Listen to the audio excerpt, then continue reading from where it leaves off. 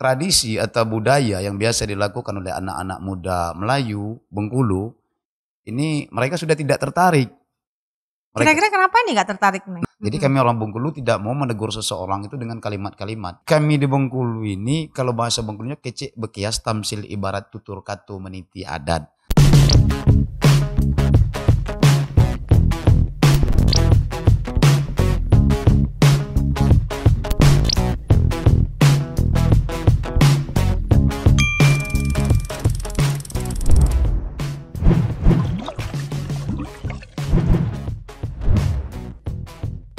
Assalamualaikum warahmatullahi wabarakatuh. Sahabat budaya di seluruh Nusantara dari Sabang sampai Merauke.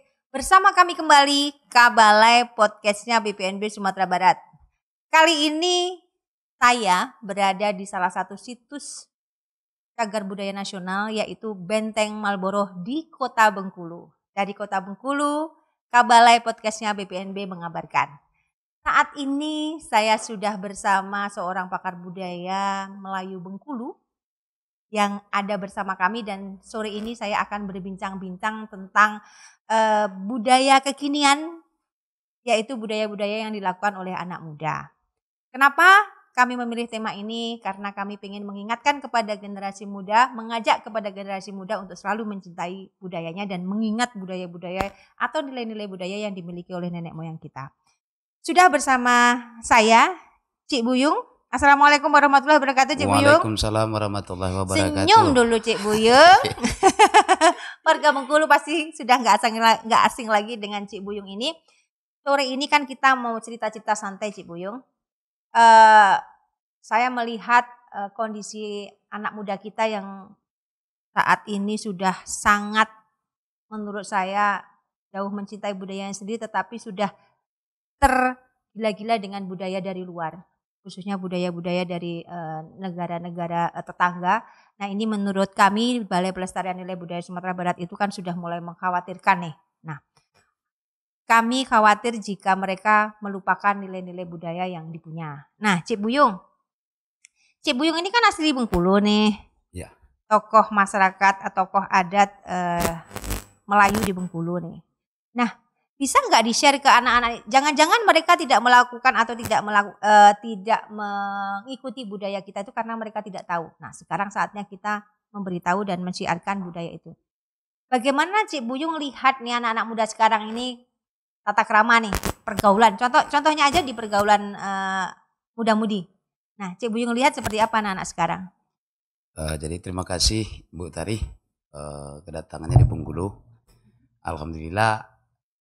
Pada kesempatan ini saya merasa senang cerita tentang kehidupan masyarakat Bengkulu muda-mudi pada zaman sekarang. Ini sebenarnya menjadi satu dilema bagi kami selaku regenerasi. Artinya, kenapa saya katakan dilema? Kalau kita berpijak kepada aturan-aturan yang memang sudah diturunkan secara turun-temurun oleh nenek moyang kita, tentu ini akan menjadi satu pengikat bagi anak-anak muda pada zaman sekarang. Nah, kemudian seiring perubahan dan kemajuan zaman, tentu anak-anak Bengkulu umumnya muda-mudi ini menentang kebijakan itu, menentang kebijakan serta aturan-aturan yang sudah dibuat oleh nenek moyang kita pada masa itu kan. Nah, saya selaku anak muda pada waktu itu, saya ini pencinta seni, pelaku seni, kemudian juga orang yang gigih mensosialisasikan kepada masyarakat adat, orang-orang tradisi, untuk mengajak mereka supaya minimal paling tidak seiring perkembangan zaman, tentu kita tidak bisa memaksakan kehendak. Benar. Mereka harus ikut dengan aturan-aturan yang ada. Yeah. Namun demikian, nampaknya nih tradisi atau budaya yang biasa dilakukan oleh anak-anak muda Melayu, Bengkulu, ini mereka sudah tidak tertarik. Kira-kira kenapa ini nggak tertarik nih? Nah, jadi ketidaktertarikan mereka itu kepada budaya-budaya Bengkulu yang lama, dengan aturan-aturan yang dibuat oleh nenek moyang kita dahulu itu, kalah dengan seiring masuknya budaya luar. dengan masuknya budaya luar yang barangkali mereka setelah mereka lahir dewasa mereka tidak pernah tahu lagi apa itu budaya Bengkulu. Nah, berarti kan ketidaktertarikan mereka bukan karena mereka tahu tapi tidak melakukan, tapi karena ketidaktahuan. Benar. Nah, berarti tugas kita dong Iya. sekarang untuk ngasih tahu ke mereka seperti apa sih sebetulnya budaya yang kita punya. Sebetulnya kan nilai-nilai budaya yang harus kita wariskan ke anak-anak tuh gitu. Nah, kalau Cik Buyung lihat nih cara bergaul nih antara anak muda dulu zaman Cik Buyung nih dengan anak muda sekarang beda nggak? Oh, kalau perbedaan memang sudah jauh, malah bahkan mungkin bisa bertolak belakang dengan. Contohkan seperti apa? Dulu masyarakat Melayu Bengkulu ini, jadi kami di Bengkulu ini ditekankan oleh orang-orang tua kami, kalau maghrib itu kami melaksanakan belajar syariat. Salah satunya pengajian, mengaji tentang Al-Quran itu di tempat guru. Nanti setelah dilaksanakan pengajian itu, selesai pengajian, maka kami akan dibekali oleh ilmu bela diri. Misalnya katakanlah kalau sekarang ini muatan lokal, tambahan daripada pelajaran ini. Iya, berarti kan dalam mengaji itu ada belajar bela diri juga, ada belajar budaya juga di situ. Ada petuah-petuah mungkin ada disampaikan di situ. Pantun segala macam. Ada disampaikan sama guru-guru itu? Ada. Bela diri, tentang kiasan, tentang makna daripada ini talibun misalnya kan. Itu disampaikan pada waktu setelah selesai kita belajar mengaji, belajar sholat. Nah, itu biasanya di Bengkulu pada zaman itu, pada masa itu, anak-anak muda ini terpisah. Orang Bengkulu ini identik dengan pingit. Anak gadisnya dipingit. Anak gadis Bengkulu ini dipingit. Terus terpisah. Nanti anak-anak gadis oleh guru diajari tentang kerajinan tangan. Oh, jadi tidak dalam satu ruang nih antara anak laki-laki dengan dalam anak perempuan. Dalam satu ruangan tapi dibatasi dengan sekat. Dan gurunya berbeda. Gurunya yang untuk perempuan berbeda. Laki-laki yang perempuan. Gitu. Jadi dibatasi itu. Nah, ini setelah saya dewasa, saya belajar ini kan sejak umur 10 tahun. Waktu saya menanjak sudah dewasa, saya baru memaknai tentang apa filosofi yang diajarkan oleh nenek moyang kita ini. Tentang kalau mengaji, jelas itu syariat yang memang harus ditanamkan ke anak-anak mereka kan. Terus di sana ada silat, bela diri. Nah, dulu kami mempunyai pemikiran bahwa bela diri ini untuk melindungi kami dari kejahatan orang lain. Tetapi berbeda dengan makna yang diberikan kepada dari guru kami kepada kami. Bahwa sebenarnya makna dari bela diri itu adalah ketajaman kita berpikir, kesabaran, dan ketelitian kita. Jadi sebetulnya nilai yang ditanamkan dalam rangka belajar bela diri bukan berarti memerangi orang, tapi ada kesabaran di situ, ada ketajaman, ada ketelitian di situ. Terus di Bengkulu ini dulu Bu, dia punya makna tersendiri. Jadi sampai sekarang saya nggak pernah lihat lagi itu, karena sekarang ini pelajaran mengajinya sudah masuk ke mata pelajaran Iqra. Iya kan? Sudah bukan pelajaran tradisional lagi seperti zaman-zaman saya dulu. Nah, kami di Bengkulu pada waktu itu, kalau seseorang orang tua akan menyerahkan anaknya ke guru ngaji. Nah, ini harus ada persyaratan tertentu. Barulah bisa anak itu diterima. Syaratnya apa? Jadi pada waktu itu diserahkan satu pisau belati yang tajam. Sudah itu secabik kain putih, terus ada garam sama cabai, nah terus nanti minyak tanah setengah liter, kemudian ditambahkan dengan satu batang rotan yang dibelah 4. Nah, pada masa itu saya ini termasuk mungkin agak nakal mungkin kan, saya tidak terima itu. Tapi setelah saya masuk ke sana, ternyata ini makna. Jadi Cik Buyung waktu diantar mengaji itu sempat menolak? Sempat melawan. Gak mau ikut ngaji? Ya kalau ngaji aja gitu. Gak usah lah pakai syarat dan segala macam. Kepikirannya kayak gini. Ini jangan-jangan ada misterinya. Nah. Pikiran saya waktu itu kan, ini ada misterinya. Jadi sebetulnya apa itu syarat-syarat itu apa? Nah, syarat-syarat itu ternyata mempunyai makna. Apa maknanya? Jadi kami di Bengkulu ini, kalau bahasa Bengkulunya kecek bekias tamsil ibarat tutur katu meniti adat. Jadi kami orang Bengkulu tidak mau menegur seseorang itu dengan kalimat-kalimat. kami menegur seseorang dengan pantun, Dengan dengan kata pantun, dengan kias. kias. Ya, jadi setelah dijelaskan oleh guru saya bahwa cabai dan garam itu adalah pedas dan masinnya dalam mempelajari ilmu syariat ini ataupun ilmu bela diri ini. Kemudian kain putih secabi ini melambangkan makna daripada kebersihan. Bersihnya hati seseorang itu dalam mempelajari ilmu agama, ilmu dunia, maka mereka insya Allah akan bisa tercapai ke tujuan itu. Kemudian minyak tanah ini, nah guru pada zaman itu mereka tidak punya penerangan listrik. Karena kita waktu itu, nah syariat ini tidak boleh diperjualbelikan. Benar. Tentu orang tua kami berpikir, kalau anak kami disuruh mengaji tapi tidak ada penerangan, tentu nggak bisa dia mengaji. Yeah. Nah, satu-satunya jalan yaitu diberikan 1 liter minyak tanah untuk penerangan. Kemudian rotan dibelah 4. Itu rotan itu kenapa dibelah 4? Ini memaknai daripada mazhab. Kita punya mazhab Umar, Utsman, Ali, Abu Bakar, Hanafi, Hambali, Maliki dan Syafi'i. Jadi itu dibelah rotan ini 4, ini diserahkan kepada guru. Pesan orang tua kepada guru, silakan ajar anak saya setajam pisau belati ini. Jadi pisau belati tadi melambangkan ketajaman. Biar anaknya jadi setajam hebat, pisau itu.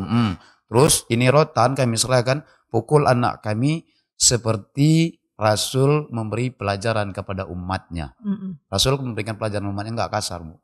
Ya paling dipukul sini tangan pakai rotan itu, rotan belah 4. Kemudian kain putih.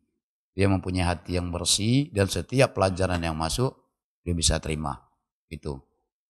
Jadi pada waktu itu udah diterima belajar ngaji. Nah di sela-sela pelajaran ngaji, kami waktu itu kalau seandainya dari pulang ngaji itu antara maghrib dan isya.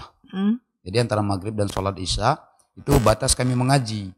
Jadi dari maghrib setelah kami mengaji selesainya pas masuk waktu isya. Nah, kalau pulang kan tanggung tuh. Kalau pulang ke rumah tanggung. Sedangkan di rumah paling-paling kita nggak ada pekerjaan di rumah kan, cuma tidur kan. Karena zaman itu orang Bengkulu ini kalau sekolah udah agak ini, Bu, agak kurang begitu minat. Dengan pendidikan sekolah. Belum banyak yang sekolah berarti pada waktu itu. Bahkan nggak ada yang suka sekolah. Tapi sekolah ngaji ada, belajar ngaji pasti ada. Wajib. Jadi anak-anaknya orang-orang tua pada masa itu, saya nggak tahu kan gimana pemikiran mereka. Anak dia ini harus bisa ngaji. Itu yang utama. Nanti sekolah nanti aja lah. Nah terus waktu itu sampai di waktu isya, setelah selesai kami sholat isya berjamaah sama-sama. Nah nanti setelah turun dari rumah guru kami belajar ilmu bela diri. Nah bela diri inilah kemudian dikembangkan menjadi suatu tradisi. Karena memang di dalam tradisi Bengkulu dia semuanya berangkat dari bela diri. Benar. Nah jadi pada masa itu kalau anak-anak nggak bisa bela diri, dia akan malu sendiri untuk masuk ke dalam majelis tradisi. Karena baik tari sapu tangan, tari kain panjang, rendai, ini dia berangkat dari tradisi itu tadi. Jadi nggak ada dong anak laki-laki di Bengkulu itu yang nggak bisa bersilat pada waktu itu atau tidak bisa bela diri waktu itu? Rata-rata semua. Hampir semua anak Bengkulu itu yang laki-laki dia bisa bela diri. Itu sampai tahun berapa Cik Buyung lihat pelajaran seperti itu masih dilaksanakan di kalangan anak-anak? Sampai tahun berapa kira-kira? Jadi Bengkulu ini pada waktu tahun 18 November 1968 Bengkulu kan resmi dijadikan provinsi. Terpisah dari Sumatera bagian selatan pada waktu itu, jadi provinsi Bengkulu. Nah pada masa itu tradisi ini masih begitu kuat. Bahkan tatanan kehidupan masyarakat adat di kota Bengkulu ini masih ikut dengan aturan-aturan yang ada. Nah seiring perjalanan waktu di awal-awal tahun-tahun 80 ini sudah banyak suku ras yang masuk ke Bengkulu dengan membawa budaya-budaya mereka. Nah pada waktu itu orang Bengkulu sudah mengenal pendidikan, udah ada sekolah keluar provinsi. Artinya Bengkulu ini ditinggalkan. Nah, jadi secara otomatis tanpa kita perintah, mereka masuk ke Bengkulu dengan budaya-budaya, misal budaya-budaya yang dari Minang, budaya-budaya yang dari Jawa, misalnya kan masuk ke sini.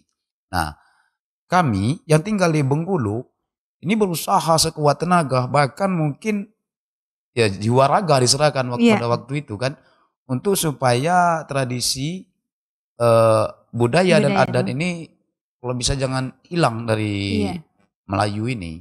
Nah, salah satunya itu saya waktu itu karena saya memang nggak sekolah kan Bu, saya pendidikan, maksudnya pendidikan saya nggak bisa untuk keluar, mungkin untuk Bengkulu aja saya nggak diakui.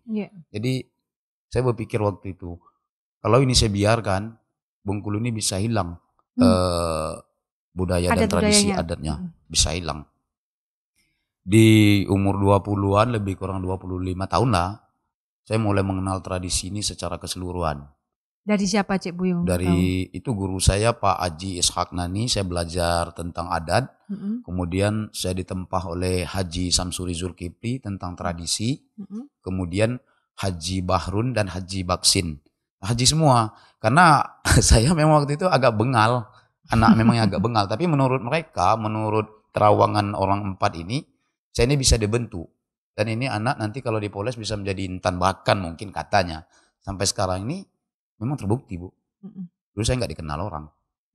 Sampai saat ini bahkan orang dari Padang, dari BPNB pun tahu siapa Cik Buyung.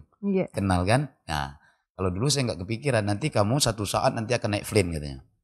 Plane itu pesawat terbang cepat itu. Sudah diramal waktu itu sama guru-guru. Sudah diramal.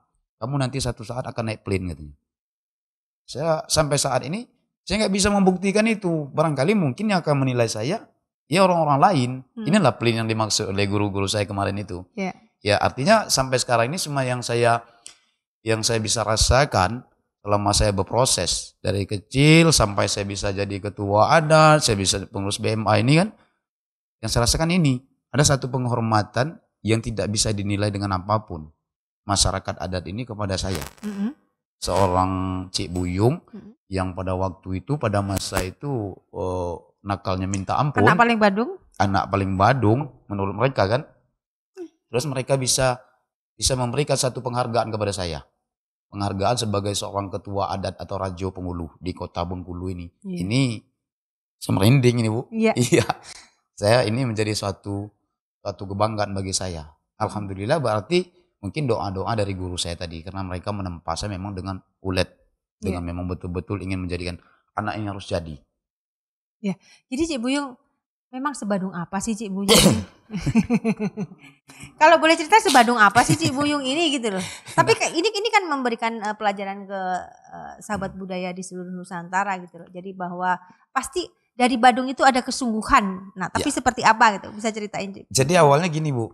Ini barangkali ini menjadi satu hikmah. Kita manusia ini barangkali dari Allah Subhanahu wa taala diberikan hidayah. Semacam hidayah. Kebadungan saya pada waktu itu saya menentang tentang tradisi adat dan budaya.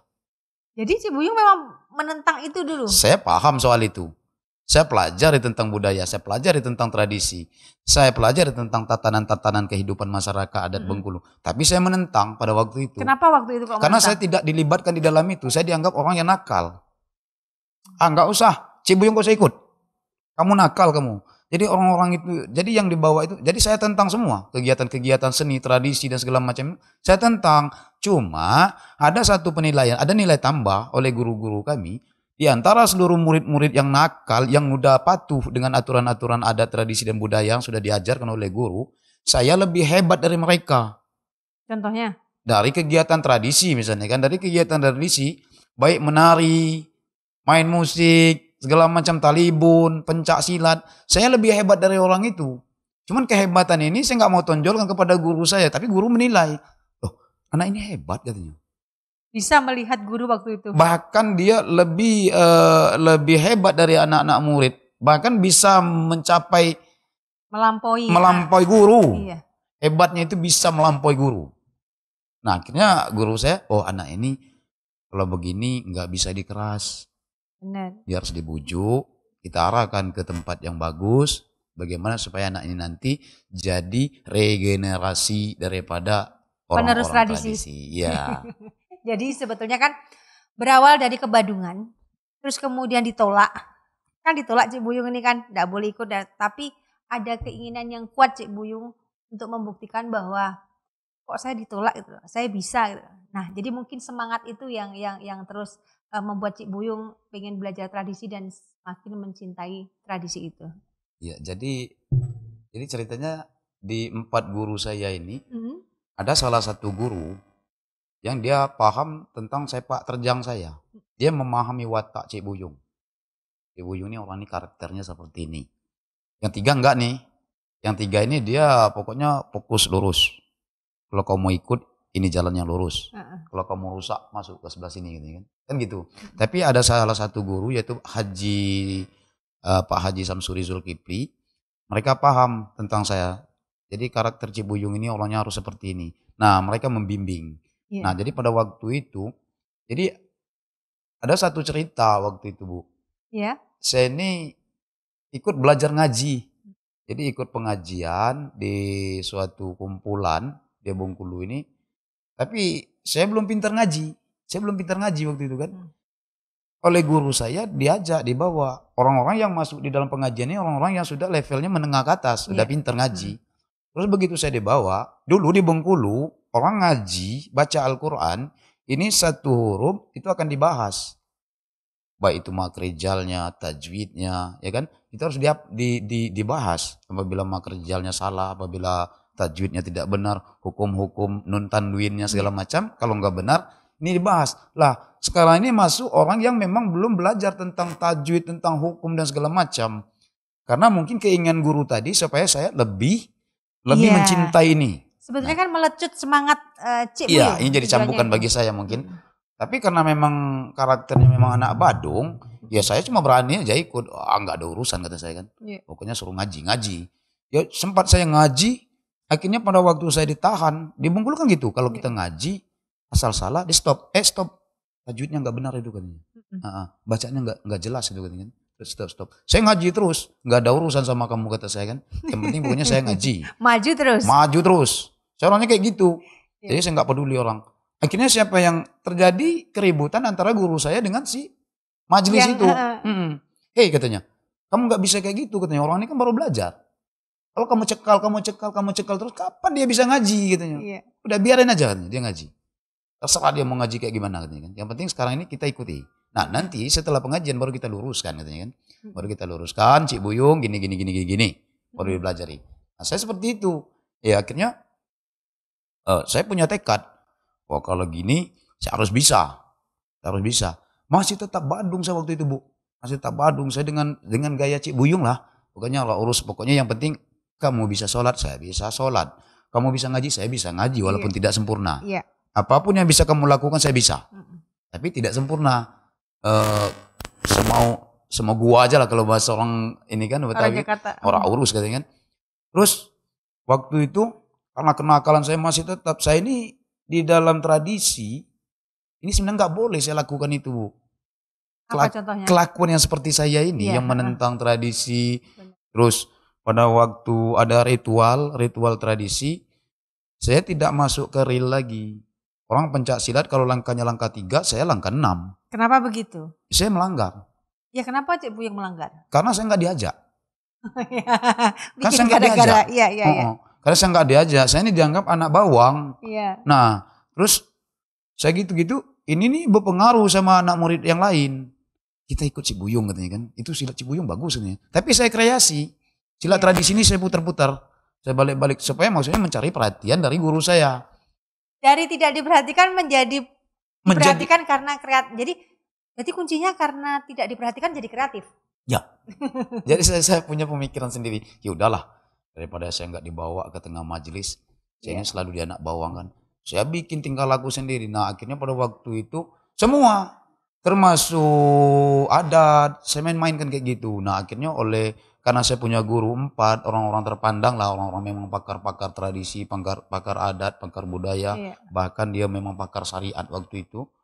Udah katanya kita coba Cik Buyung kita suruh jadi jorong katanya. Jadi kepala jorong, jadi kepala jorong di lingkungan sini. Terus kumpul lah seluruh masyarakat adat itu kumpul pemilihan ketua RT, kepala jorong. Nah, tampak saya ini nggak ada urusan, pokoknya cuek-cuek aja datang. Terus saya terpilih. Saya terpilih jadi kepala jorong. Nah, kata guru saya, ini kamu udah jadi pejabat. Ada tanggung jawab. Nah, berarti kamu punya amanah yang harus kamu pertanggungjawabkan dunia akhirat. Gitu kan. Itu. Ya saya anggu-anggu aja gitu kan. Ya, karena memang saya memang nggak membidang itu. Nah, setelah berjalannya saya jadi kepala jorong, jadi ketua ART, ternyata tingkah lakunya belum berubah. Saya masih tetap Badung. Saya masih tetap Badung. Waduh, katanya gimana anak ini katanya kan. Masih tetap nggak bisa ini diajak katanya kan. Orang ini sudah tidak mempunyai disiplin lagi kata guru saya kan. Dia semau dia aja pokoknya melakukan kegiatan-kegiatan apa itu kan. Tapi nggak enak dilihat oleh orang-orang adat dan orang tradisi. Benar. Apa yang saya lakukan itu. Terus dipanggil lagi saya kan. Dipilih saya. Ditunjuk untuk menjadi apa namanya tuh khotib. Jadi khotib di masjid. Iya. Dipilih. Ada pemilihan di Surau, tempat kami namanya Surau itu kan. Dipilih ditunjuk saya sebagai khotib. Dia kita minta untuk ceramah, untuk memberikan nasihat. Malah saya memberikan nasihat, saya lebih Badung lagi dari itu. Gak bisa. Terus kumpul lagi orang-orang tua nih. Ini tampaknya susah anak ini katanya. Ini hatinya udah batu ini katanya kan. Tapi si Pak Haji Samsuri Zulkifli, dia masih tetap berpedoman dengan ini dia. Cik Buyung masih bisa diubah. Masih bisa dirubah ini katanya kan. Masih bisa katanya kan.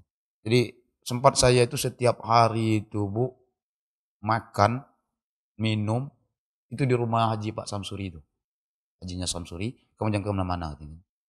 Kamu ikut saya di tradisi, di adat, di budaya, katanya. Kamu ikut saya. Pokoknya untuk makan, rokok, minum kamu saya tanggung jawab. Saking Pak Samsuri ini mau menjadikan saya seorang regenerasi. Iya. Mungkin saya nggak tahu, mungkin setelah saya jadi dia meninggal. Seluruh guru-guru saya itu meninggal. Barangkali inilah anak murid yang kualat mungkin kan. Udah dapat semua ilmu dan segala macamnya, gurunya mati. Nah, Cik Buyung, peristiwa yang paling bandel dari Cik Buyung itu apa yang Cik Buyung masih ingat waktu kecil dulu? Yang paling bandel nih. Apa kira-kira?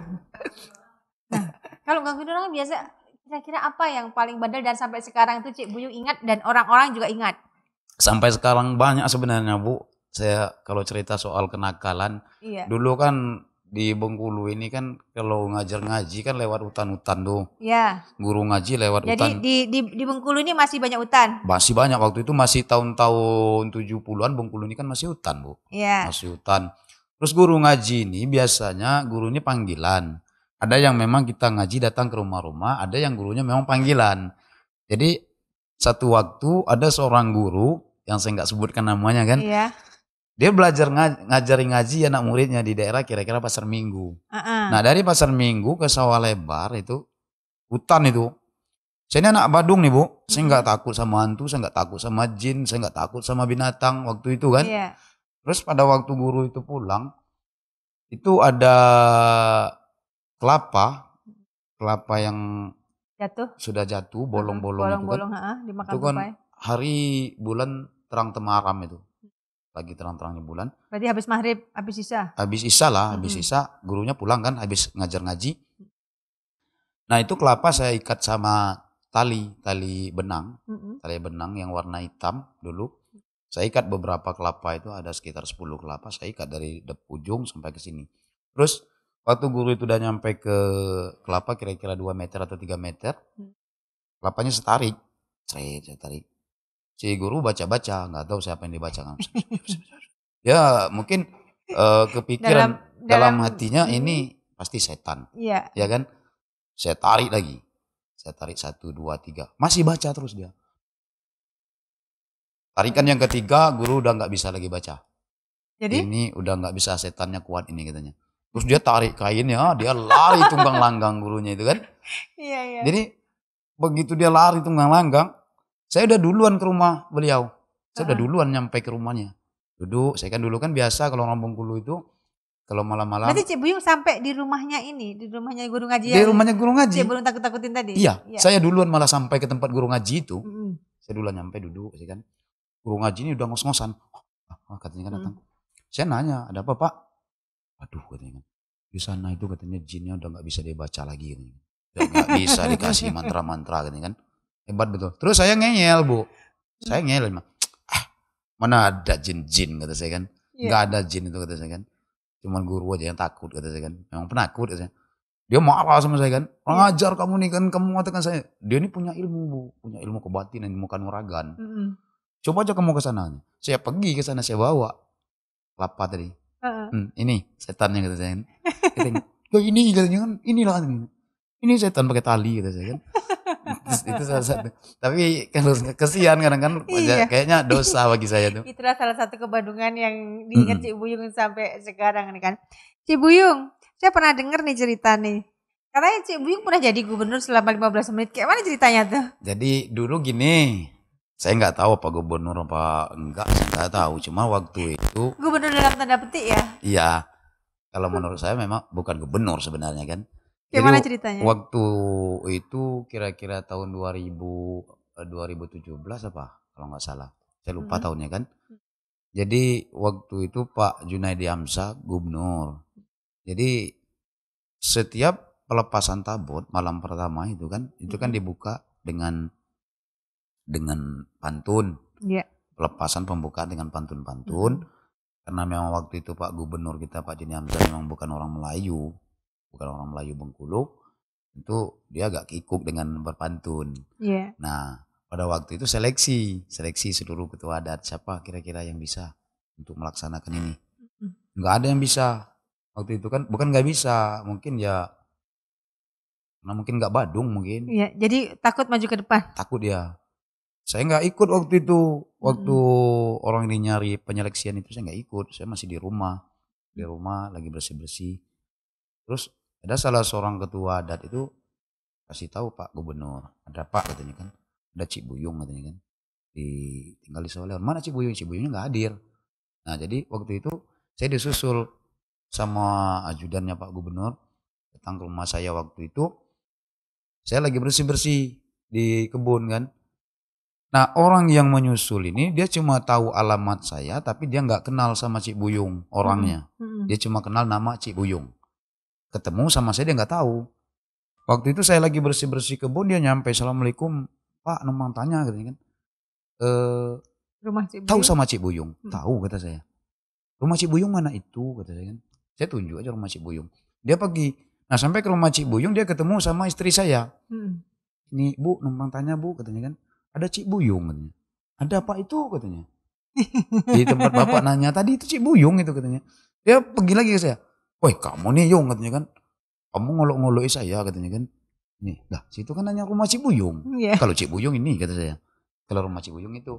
Terus singkat cerita saya tanya ada apa nih Bang. Ini katanya. Pak gue minta tolong katanya kan. Kalau bisa malam pelepasan nanti tabot. Pembukaan tabot. Itu biasanya kan ada pantun-pantun itu katanya kan. Ada pantun-pantun. Minta Cik Buyung ke sana. Waktu itu saya mau ngisi acara tradisi bedendang tepuk tari kesenian itu kan. Jadi kata saya kan tapi catatannya saya harus pakai waktu. Saya cuma bisa bantu selama setengah jam. Karena saya mau ngisi acara bedendang kata saya kan. Ya udah katanya. Datanglah ke sana saya langsung disambut gubernur waktu itu Pak Junaidi Hamzah. Pak Ketua Adat katanya. Saya langsung ya ini tolong bantu gitu. Ya saya ngomong sama Pak Gubernur cuma bayolan aja sebenarnya kan.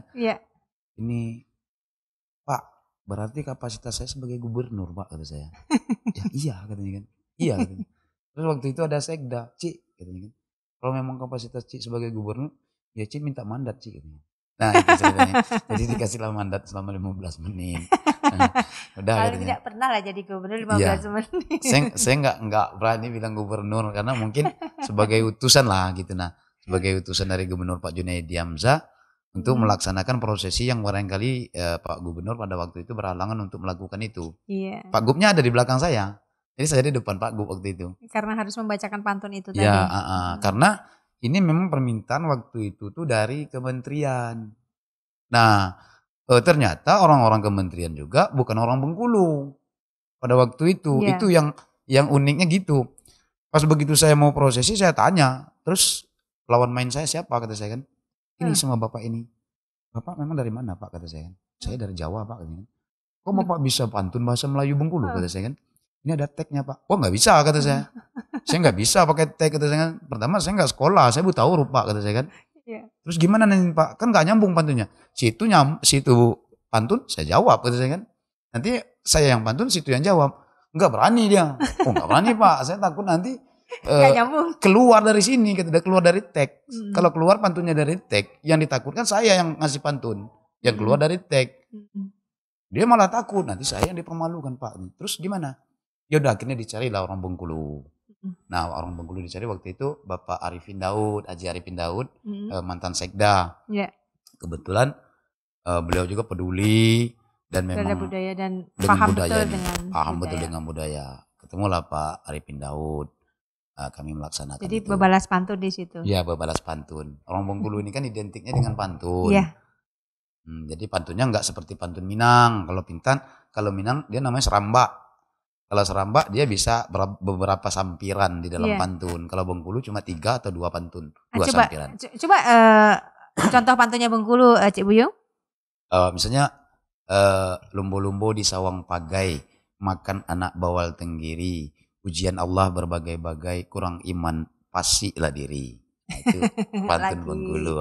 Lagi. Belayar biduk kayak sampan, tariklah sau keduanya, ketepian kita bersama. Kalau ada salah kato dengan sautan, ambil ajalah kato yang nyatu. Bermaafanlah kita kesudahannya. Itu pantun adat. Bisa bikinin pantun untuk podcastnya BPNB? Bisa. Bikin kan? Tapi nanti. Oke. Nanti di penutup ya. Iya, Cik Buyung kan nggak bisa langsung spontanitas gitu, nggak bisa. Nggak apa-apa. Pokoknya nanti dibikinin ya. Kira-kira gimana pantunnya itu? Arahnya seperti apa? Kita berjayalah di Nusantara. Oke, siap. Nah, begini Cik Buyung, sekarang Cik Buyung lihat anak muda sekarang. Nah, zaman Cik Buyung kan Cik Buyung tahu gitu kan. Oh, belajar itu menghormati guru paling penting. Kan Cik Buyung sampai sekarang tetap sebandung-bandungnya Cik Buyung tetap angkat topi dan terus menghormati guru kayak gitu. Nah, Cik Buyung lihat kondisi anak muda sekarang gimana gitu kan.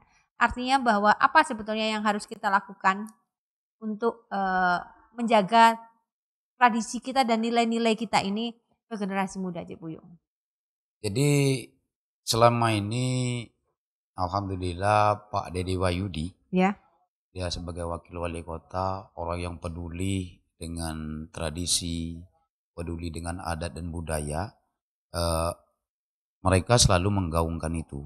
Tapi ya tidak serta-merta ini bisa terlaksana dengan Pak Wakil Wali Kota sendiri. Tentu harus ada stakeholder, harus ada kawan-kawannya yang dekat mungkin kan yang untuk melaksanakan itu khususnya yaitu orang-orang yang paham di bidang itu.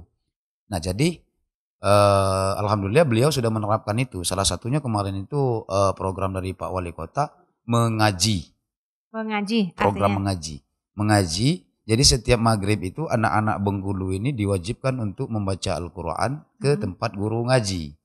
Jadi setiap maghrib anak-anak yang umur 7 tahun yang memang belum pandai mengaji Al-Quran, itu kemarin programnya Pak Wali sudah dibuat itu. Jadi maghrib mengaji. Jadi nggak ada lagi anak-anak yang main. Berarti nggak ada yang main game. Main game segala macam nggak ada. Karena begini, ini salah satu tradisi yang memang sudah dilakukan di zaman nenek moyang kami pada waktu itu. Jadi mau mengembalikan itu dalam kondisi yang sebetulnya berat sekali dengan adanya game-game yang sekarang ini, dengan adanya HP itu sulit, agak berat tantangannya untuk itu. Gitu. Nah, kalau Cik Buyung lihat nih, anak-anak muda sekarang gimana nih pergaulannya nih? Kalau pergaulan untuk di Bengkulu, untuk di Bengkulu ini sebenarnya kalau masih terkendali atau memang perlu ada apa istilahnya kembali ke nilai lama atau bagaimana Cik Buyung melihatnya? Jadi ini kembali kepada tatanan sebenarnya. Satu tatanan kemudian bimbingan. Saya katakan bimbingan ini tergantung dari orang tua yang bersangkutan. Jadi peran orang tua, ibu khususnya di sini ini memang betul-betul diutamakan. Karena Bengkulu semenjak sudah jadi provinsi, sudah maju, sudah banyak suku yang masuk ke Bengkulu, tentu dengan budaya-budaya yang masuk mereka akan terpengaruh secara otomatis. Secara otomatis mereka akan terpengaruh. Namun kami selaku katakanlah pelaku-pelaku adat, pelaku seni ini berusaha semaksimal mungkin dan bersinergi kepada pihak-pihak terkait dalam hal ini misalnya Pak Wali Kota, Badan Musyawarah Adat, forum-forum Melayu misalnya kan. Nah kami akan bersinergi untuk membangun kembali barangkali mungkin tradisi ataupun kearifan lokal yang memang ada di Bengkulu ini. Nah sekarang ini saya perhatikan udah agak nampak, udah ada semacam kembali. Jadi ada pembangunan budaya ya, untuk merekonstruksi nilai-nilai lama dalam konteks kekinian sehingga anak-anak muda lebih mudah memahami tradisi kita. Itu yang kami lakukan. Itu sekarang itu. Berarti luar biasa Pak Wali Kota sekarang sudah mulai memikirkan bahwa kebudayaan itu tidak hanya berkesenian tetapi penanaman nilai itu menjadi lebih penting lagi karena bekal generasi muda untuk menjadi generasi yang sesuai dengan tradisi dan melestarikan tradisi itu menjadi sesuatu yang ya PR-nya Pak Wali Kota itu memang untuk Kota Bengkulu.